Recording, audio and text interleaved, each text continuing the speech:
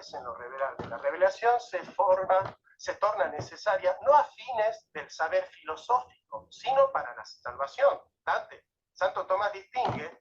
Ven, fíjense, le dice, la revelación se torna necesaria no a los fines del saber filosófico, sino para la salvación. Dante. Como si Dante hubiese dicho lo contrario, como si Dante Urbino hubiese dicho que la revelación se torna necesaria para a los fines del saber filosófico. Y Dante nunca dijo eso.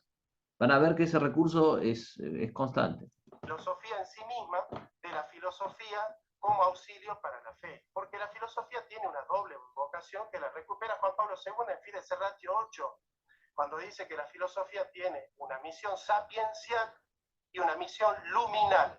La misión sapiencial es conocer las verdades de la razón natural, y en ese sentido la filosofía es autónoma, Dante. ¿Lo ven? De nuevo. Ahora, la filosofía, en tanto que luminal, tiene como objetivo iluminar las pruebas de la fe, ser preámbula fidei e iluminar las razones de la fe, siguiendo 2 de Pedro 3:15. Bien, Tomás es consciente que solo en cuanto que verdad que salva, es que la sabiduría especulativa es dada para ser conocida por fe, aun siendo accesible por la razón. Dice Santo Tomás, hay que decir, para la salvación humana, fue necesario que además de las materias filosóficas cuyo campo analiza la razón humana, hubiera alguna ciencia cuyo criterio fuera la revelación divina. Y esto es así porque Dios, como fin al que se dirige el hombre, excede la comprensión a la que puede llegar la sola razón. Dice Isaías, Dios, nadie ha visto lo que tienes preparado para los que te aman. Solo tú, el fin que tiene que ser conocido por el hombre para que hacia él puedan dirigir su pensar y su obrar. Por eso fue necesario que el hombre, para su salvación, conociera por revelación divina lo que no es propio alcanzar por su exclusividad de la razón humana. ¿Sí? Les aviso que esta no es la cita de Isaías. Lo de Isaías probablemente termina en para los que te aman. Solo tú. Después todo eso seguramente es de Santo Tomás. En el principio, nihil volitum quim precognitum. ¿Cómo podríamos desear las verdades sobrenaturales de Dios si no las conocemos? Continuamos. Bien, acá de nuevo está diciendo algo que Dante no contradice y que ningún filósofo o intelectual católico de buena formación estaría en contra. La cuestión está en las conclusiones que se sacan a partir de eso. Pero como esas conclusiones él no nos explicita, él de nuevo está todavía, nos cuesta ver la relación con el debate, nos cuesta ver cómo se conecta esto y cómo contradice esto algunas de las cosas que Dante ha sostenido en su introducción. Por otro lado, ya que se cita a la Fides Serratio, ¿no? Vamos a citarla también nosotros y vamos a ver que lo que dice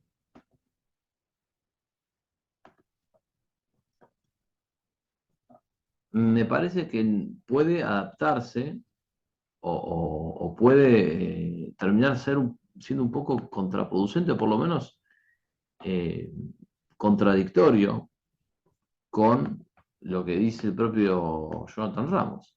Vamos a la encíclica, vamos a ver si aquí la tenemos, entera, y en castellano. Muy bien, Fides Serratio. Ustedes saben que hace 1 año y medio aproximadamente, el profesor Ramos y yo debatimos sobre la filosofía cristiana. Y él decía que no existe la filosofía cristiana. Entonces vamos a ver. Bien. Punto 76. Una segunda posición de la filosofía es la que muchos designan con la expresión filosofía cristiana, dice Juan Pablo II. La denominación es en sí legítima, pero no debe ser mal interpretada. Bien, como todo lo legítimo que no debe ser mal interpretado. Vamos a agrandar un poquito más esto para que todos podamos leerlo.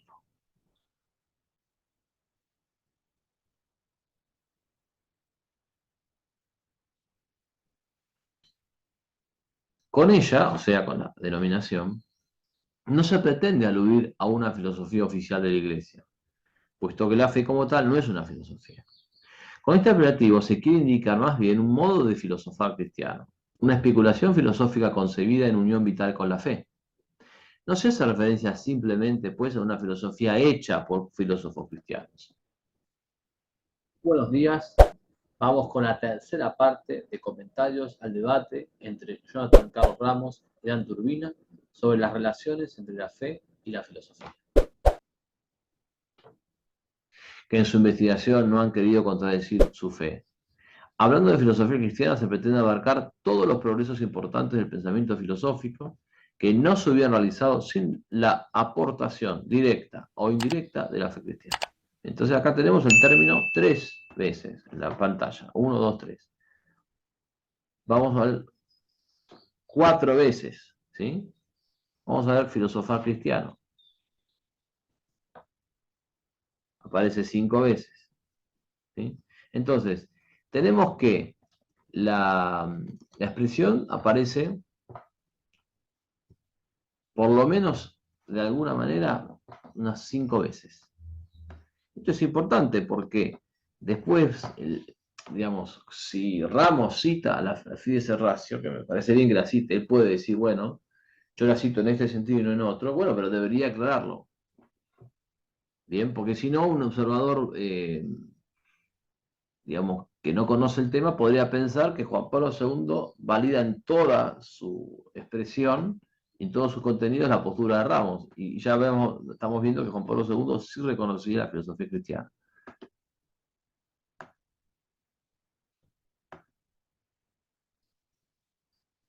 Más aún, lo que de Dios puede comprender la sola razón humana, también precisa la revelación divina, ya que con la sola razón humana, la verdad de Dios sería conocida por muy pocos, después de mucho análisis y con un resultado plagado de errores. Y sin embargo, del exacto conocimiento de la verdad de Dios depende la total salvación del hombre, pues en Dios está la salvación. Continuamos.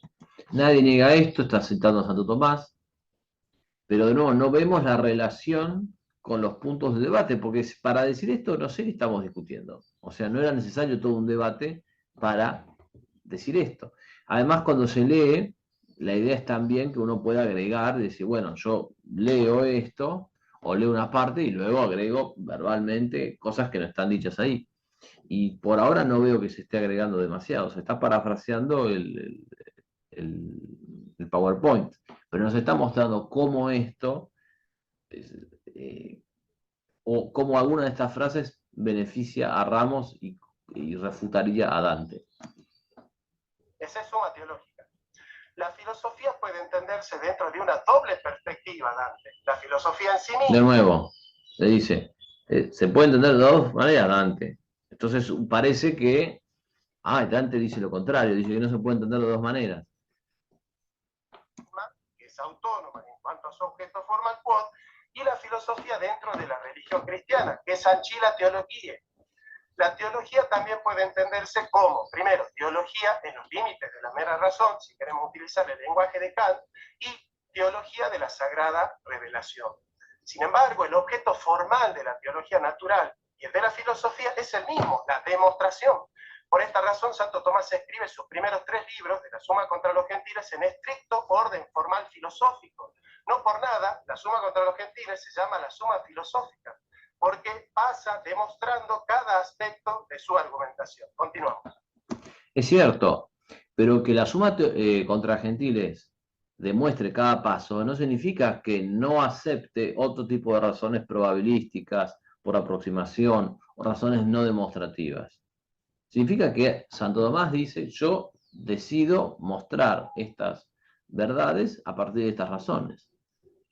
Pero también tiene que ver con el tipo de verdades que se está mostrando.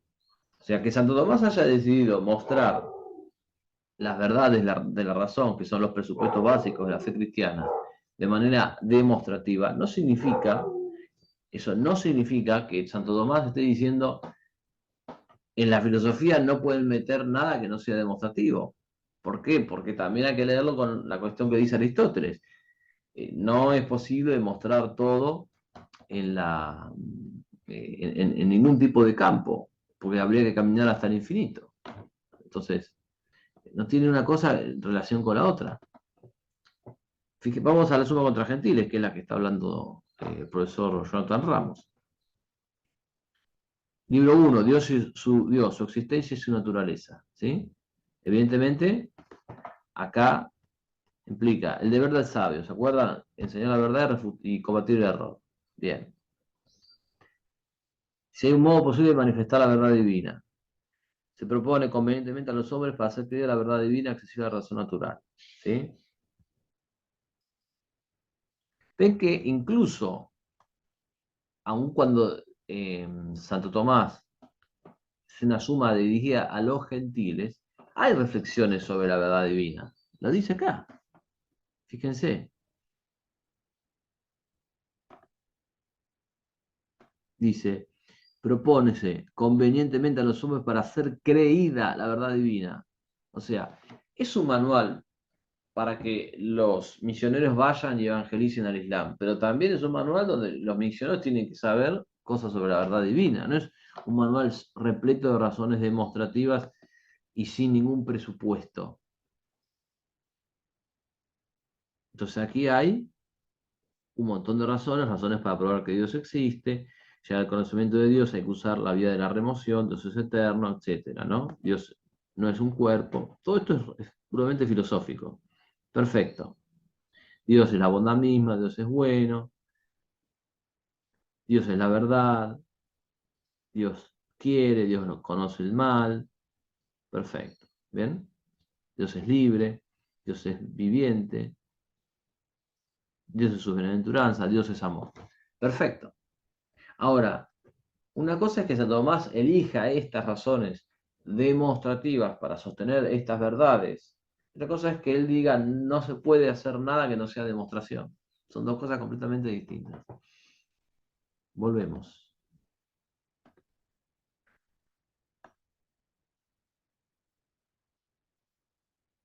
El doctor Julio Raúl Méndez, en su tesis El amor, fundamento de la participación metafísica, prologado por Cornelio Fabro y recomendado por el Papa Juan Pablo II, dice: la obra es teológica por su contenido, volvemos a lo mismo, y por su intención, pero la finalidad apologética hace decididamente que, más allá de la habitual asunción de un planteo filosófico propio, el de la teología, en esta obra nos encontramos con sus tres primeros libros, siguen una línea epistémica estrictamente filosófica.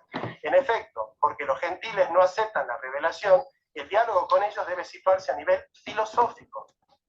Nadie dice que no. Nadie dice que una persona que no acepta la fe, vos tengas que irle con un argumento de fe. Entonces, de nuevo, no veo cuál es el punto del debate. O sea, no se ve acá, ¿eh? Yo no lo veo, quizás ustedes sí, quizás del otro lado, usted, señora, usted, señor, lo ve, pero yo no lo veo. Y me parece que el profesor Ramos no lo está explicitando. Santo Tomás dice, la teología, dice, necesita la razón natural recurrir a todo lo cognitivo, es decir, hay que agotar las instancias de la razón. La teología... De acuerdo, pero dentro de la razón no está solamente lo demostrativo, sino también lo aproximativo, la estimación, lo probable. Como dice también, por ejemplo, Aristóteles al comienzo de Ética Nicómaco. Parte de la fe, la filosofía de lo sensible, se encuentran al final del camino, pero por vías diferentes. Esto vamos a desarrollar. Así como lo adquirido en las ciencias son las circunstancias, no los principios ni su hábito natural, lo adquirido en la teología es lo deducido de la fe o lo definido por ella, no la fe misma, la cual, sin dejar de ser un hábito infuso, es como la luz natural de la razón, algo así como el hábito de los principios de la teología. De acuerdo, es decir, no es la fe misma, sino, dice, lo adquirido en la teología, o sea, el contenido, perfecto, no la fe misma como hábito. Buenísimo. Y entonces, seguimos. Continuamos. La filosofía en sí misma es ciencia libre y especulativa de los primeros principios. Para el cristianismo, la filosofía tiene una doble vocación iluminal, que ilumina las razones de la fe y le da sus preámbulos. Esto tiene base en una antropología realista, donde el hombre es capax rei, que es capaz de conocer las cosas, y es capax dei, es capaz de responder al llamado de Dios con su fe. De acuerdo. Avanzamos. La filosofía es invitada a mirar en dos direcciones. Hacia sus espaldas, nos dice Juan Pablo II, ella debe atender a sus raíces sapienciales, retomando el camino autónomo de la búsqueda de la verdad. Y el sentido hacia adelante, ella debe avisorar el horizonte abierto por la revelación, acudiendo en auxilio de la fe. Fe y verdad son coordenadas complementarias de la filosofía. Más la filosofía puede alcanzar su objeto de estudio, que son los primeros principios, y hacerlo metodológicamente sin auxilio de la revelación, como lo hicieron Platón y Aristóteles y el mismo Santo Tomás. No hay ningún problema con eso, es claro. Es decir, la filosofía puede alcanzar su objeto, sin embargo, Dios en su misericordia, y sabiendo que muy pocos iban a poder llegar a alcanzar ese objeto, y no sin errores, y no sin mucho esfuerzo, y después de largo tiempo, Dios facilita esas verdades filosóficas, que son filosóficas de iure, y las acerca dentro de la revelación. La filosofía con respecto a la revelación tiene una autonomía metodológica y formal. La filosofía no tiene una autonomía absoluta, es decir, de contenido y forma con respecto a la revelación, sino una autonomía relativa al método y al objeto formal quo. Claramente, lo que hace que la sabiduría, la verdad y lo revelable en cuanto a contenidos compartidos entre filosofía y fe sean estrictamente filosofía, es el objeto formal quo, Dante. Y de nuevo, es esto, Dante. Ese es el principio de la demostración que parte del conocimiento sensible o método a posteriori. Si vos querés confundir aquello que da la Biblia con aquello que parte de los sentidos, es confundir el método a priori con el a posteriori, y vas a convertir en un híbrido la filosofía y la teología, y no vas a hacer ni filosofía ni teología. Continuamos. Acá es una de las primeras veces en que Ramos se eleva por encima del mismo texto que él trajo y comenta algo más. Y fíjense que cuando lo comenta, lo que está diciendo es un argumento que para mí no está bien explicado, que es que Dante confunde.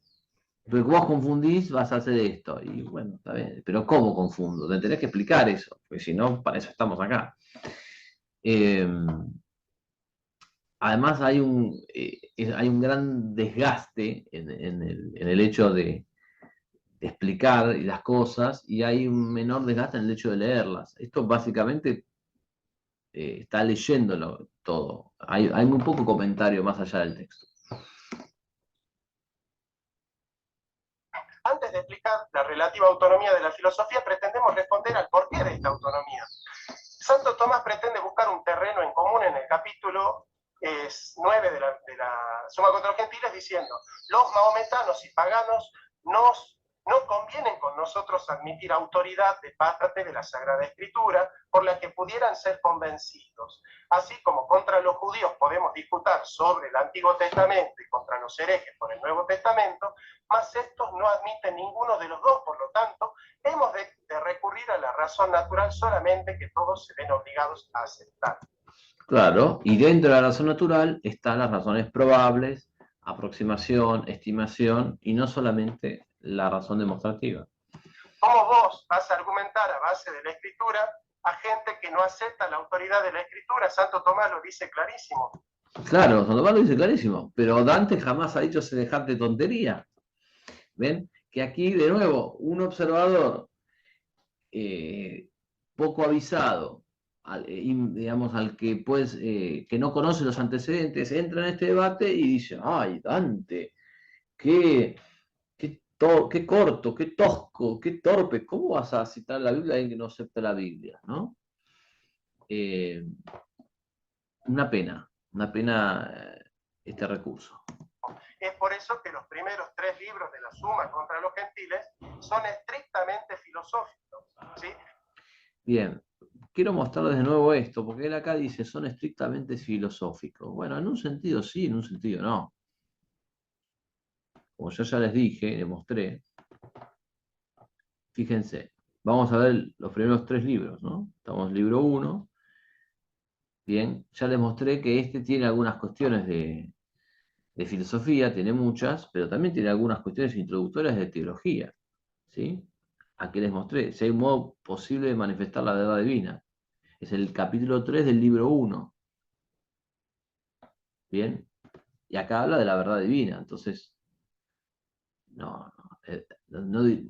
es evidentísima la existencia de verdades divinas que sobrepasan absolutamente la capacidad de la razón humana. Bien, si esto alguien me dice que es estrictamente filosófico, me parece que no. Pero bueno, vamos al libro 2, la creación y las criaturas. ¿Sí? La consideración de las criaturas es útil para instruirse en la fe. Esto tampoco diría que es estrictamente filosófico. Bien. Distinto modo de considerar las criaturas para el filósofo y el teólogo. Lo mismo. ¿Sí? Después sí, todo esto de Dios, aquí sí hay filosofía, porque lo que está haciendo aquí es extrayendo deducciones de Dios. ¿Sí? Fíjense, crear no es exclusivo de Dios, en Dios no hay cuerpo, lo que no puede el omnipotente, ¿ven? La famosa paradoja de la omnipotencia, lo tienen aquí. Perfecto. ¿Sí? La materia no es la primera causa de distinción de las cosas. El alma no es la armonía, el alma no es cuerpo.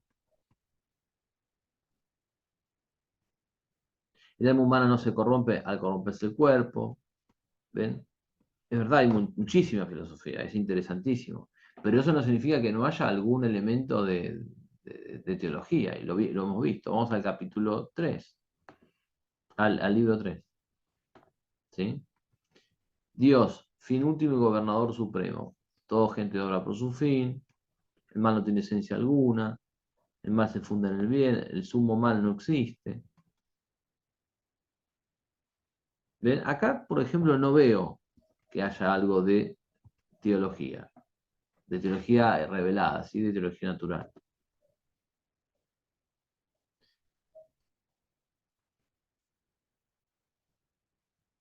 El entendimiento creado no capta totalmente la sustancia divina. Lo que ven a Dios, los que ven a Dios perpetuamente lo verán. Bueno, ven, acá por ejemplo tenemos algo que podría ser discutible, ¿sí? Porque los que ven a Dios perpetuamente lo verán. Bueno, es algo que por fe seguro que sabemos. Ahora, aquí, ¿lo sabemos por filosóficamente? Bueno, si hemos de seguir a lo que dice Ramos, tenemos que saberlo filosóficamente. Pero no sé, de alguna manera esa reflexión filosófica no está psicológicamente apoyada al menos en la certeza de que también lo creemos por la fe. Bueno, más bien parece lo segundo. Pero por eso esa línea tan categórica, tan tajante, es más discutible. Bueno, hemos visto los 3 libros de la Suma contra Gentiles. ¿Sí? No, yo creo que no se puede decir que los 3 libros son estrictamente filosóficos, por lo menos el 1 y el 2. Lo cual no está mal, pero sí contradice lo que dice el profesor Ramos. La argumentación demostrativa es absolutamente racional en Santo Tomás. Y cuando utiliza de manera sobria el principio de autoridad, no lo hace para demostrar, sino para, de alguna manera, darle fuerza al argumento. Continuamos. Santo Tomás no dice que sin la revelación la filosofía como filosofía en su vocación sapiencial sería imposible. Dice que Tampoco lo dice Dante. Entonces no sabemos a qué viene esta negación. su trabajo estaría lleno de inconvenientes. Hacer filosofía es un trabajo difícil, pero no imposible, Dante. Hacer filosofía es un trabajo difícil, pero no imposible, Dante. De nuevo, si ustedes escuchan esto, ¿qué creerían? ¿Creían que Dante está diciendo hacer filosofía es imposible, señores? Entonces viene Ramos y le dice, no, querido, no es imposible, es difícil. Él dice, nos ocupamos de las verdades que son accesibles a la razón natural. son presupuestos para ser queridas por 5 razones. ¿Cuáles son las razones por las cuales Dios da para que sean como creídas aquellas verdades que los que hacen buena filosofía pueden descubrir con su cabecita? Razón 1. Algunos son tarados y no tienen una buena complexión fisiológica. La palabra tarado viene de tara, ¿sí? Tara significa tener una tara mental. Otros están dedicados a los bienes materiales. Otros son vagos y no se dedican. Es preciso saber de antemano muchas cosas para el conocimiento de lo que la razón puede inquirir de Dios, porque precisamente el estudio de la filosofía se ordena al conocimiento de Dios. Santo Tomás reconoce que la razón puede hacerlo, no sin esfuerzo, intensa labor investigadora, pero puede hacerlo, y Santo Tomás no es pelagiano filosófico por eso. En todo esto, Santo Tomás no habla nunca de tener mucha fe o de leer mucho la Biblia. Bien, de nuevo, aquí sigue él leyendo, prácticamente no hay ni siquiera un parafraseo, pero tampoco vemos en qué contradice lo que dice Dante, porque todo esto que dice Santo Tomás, Dante no lo cuestionó ni lo niega. Descubrir los primeros principios, Santo Tomás dice, Aristóteles usó la razón, no leyó 2 Corintios 3:18. Continuamos.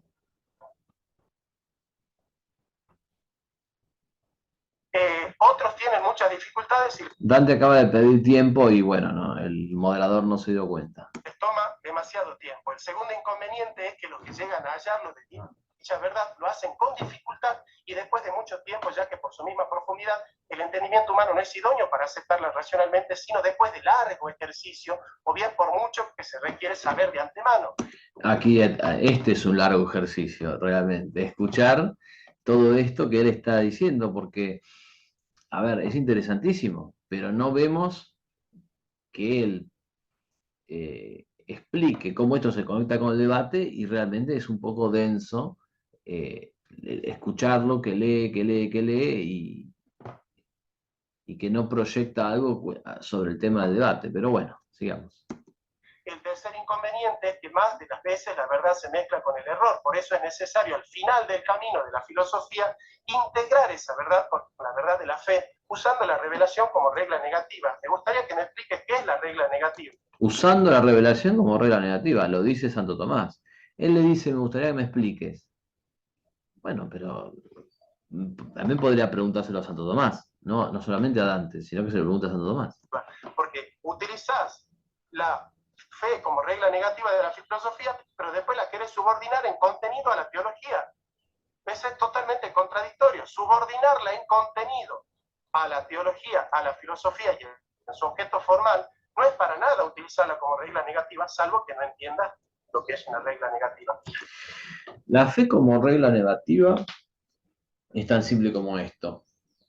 Nosotros, aquello que Dios revela, sabemos que es verdadero. Y por lo tanto, cuando aparece otra afirmación de orden científico, de orden filosófico, de orden histórico, de orden político, de lo que sea, de orden moral, que contradiga esa, decimos, bueno, esta afirmación de esta persona, de este Juan Pérez, tiene que ser falsa porque contradice una verdad de fe. Listo, es así de simple. Porque Dios no puede engañarse ni engañarnos. Entonces luego uno puede decir, esta verdad, o esta afirmación que se pretendía filosófica, que se pretendía científica, que se pretendía política, en realidad histórica, estudiándola internamente descubrimos que en realidad es falsa. ¿Sí? O sea, esa afirmación se puede desactivar de dos maneras. De manera directa, pues decimos, si contradice una verdad divina, es falsa. Y después de manera interna, podemos desactivarla por sí misma. Decir, bueno, mira, te muestro por qué es falsa.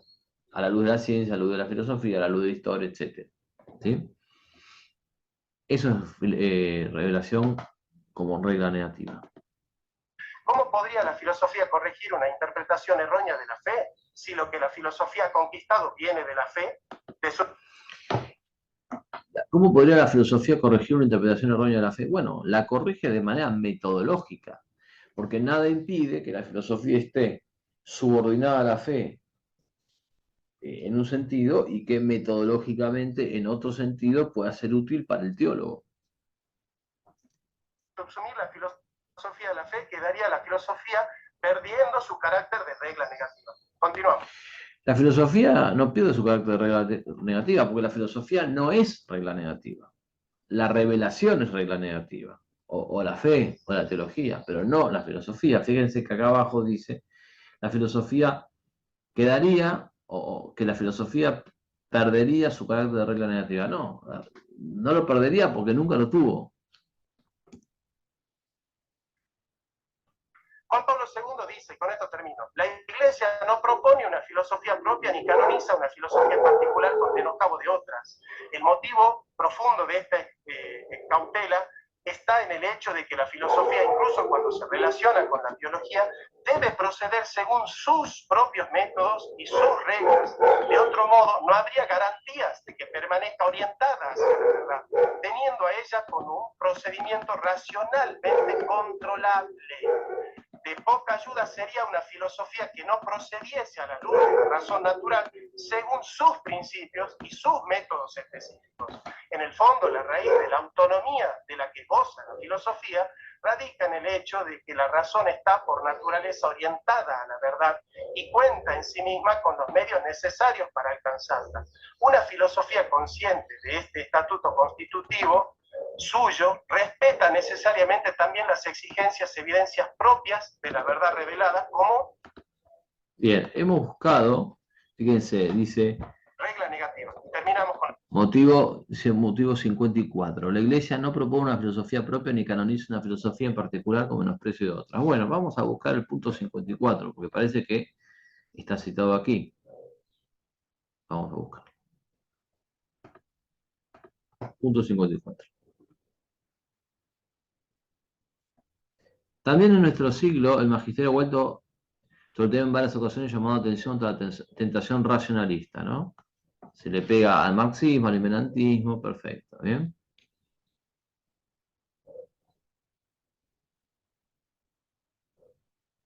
Bien, seguimos leyendo.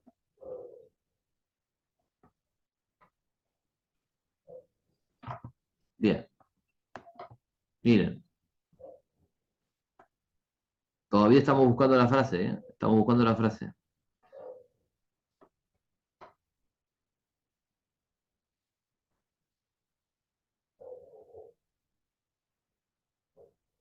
Búsquenla conmigo.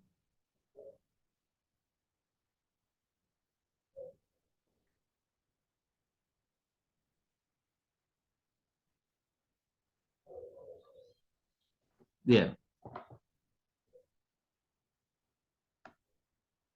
Yo no veo la frase esa.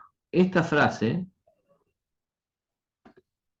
la Iglesia no propone una filosofía propia ni canoniza una filosofía en particular con menoscabo de otras, no la veo en el punto 54.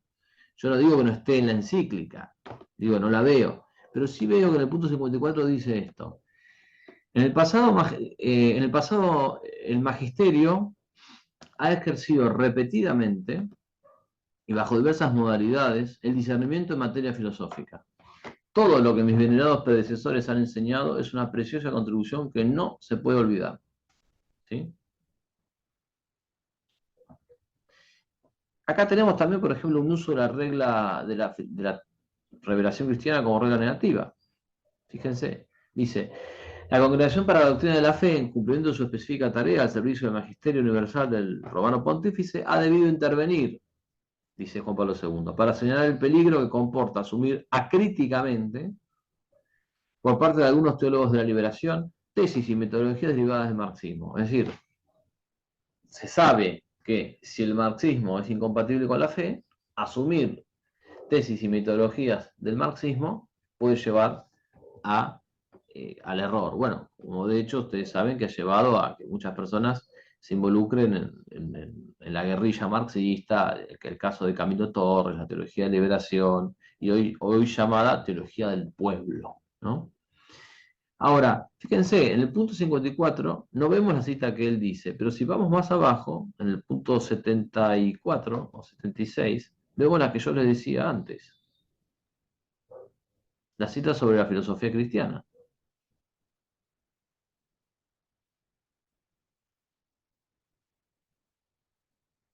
Punto 76, tiene ahí la cita sobre la filosofía cristiana. Muy bien. con la última, faltan un poco. La historia ha mostrado, sin embargo, las desviaciones y los errores en los que no pocas veces ha incurrido el pensamiento filosófico, sobre todo moderno, dice Juan Pablo II. No es tarea ni competencia del magisterio intervenir para colmar las lagunas de una razón, de un razonamiento filosófico incompleto. Por eso, Juan Pablo II entiende que la filosofía de la que él está hablando es la filosofía en su rol luminal, no en su rol sapiencial. Por el contrario, es un deber suyo reaccionar de forma clara y firme cuando tesis filosóficas discutibles amenazan la comprensión correcta del dato revelado y cuando se difunden teorías falsas y parciales que siembran graves errores, confundiendo la simplicidad y la pureza de la fe del pueblo de Dios. Bien, acá Dante sigue pidiendo tiempo, el moderador no lo vio o no sé qué pasó. Bien. Justamente, dicen, una cosa es, dice Juan Pablo II, que el magisterio complete las lagunas de un razonamiento filosófico incompleto, valga la redundancia, y otra cosa es que el magisterio ante un error no haga nada. ¿Sí? Por eso dice, es un deber suyo, o sea, del magisterio, reaccionar cuando tesis filosóficas discutibles amenazan la comprensión correcta del dato revelado. O sea, una cosa, de nuevo, una cosa es que yo pueda ayudar a un tipo a un razonamiento defectuoso o incompleto, otra cosa es que yo cuestione una ideología que amenace la comprensión de la fe. ¿Está perfecto eso? Bueno, eso es lo que está haciendo Dante. Cuando ve que hay algo que puede amenazar la comprensión de la fe, y lo cuestiona. ¿Terminamos? Bien. Bien. Gracias, profesor Ramos. Le recuerdo que se pasó aproximadamente 3 minutos de los 20 estipulados. Bien, y aquí con eso terminamos el análisis del primer bloque del profesor Ramos. Así que en el próximo video analizaremos el resto del debate. Muchísimas gracias a todos por su compañía y hasta muy pronto. Como vos bien sabés, los enemigos tienen muchos recursos, es una batalla desigual y esto me anima a pedirte ayuda y colaboración. Cualquier tipo de aporte que puedas darme será bienvenido. Los datos para contribuir figuran en la descripción de este video y en el primer comentario del mismo. Tengamos en cuenta que hoy con 400 pesos argentinos podemos pagar un café con leche, lo cual es menos de $2. Si no podés contribuir económicamente, no te preocupes, también se puede ayudar difundiendo los contenidos en las redes sociales. Pongamos nuestros 5 panes y 2 peces y Dios hará el resto. Muchísimas gracias y hasta pronto.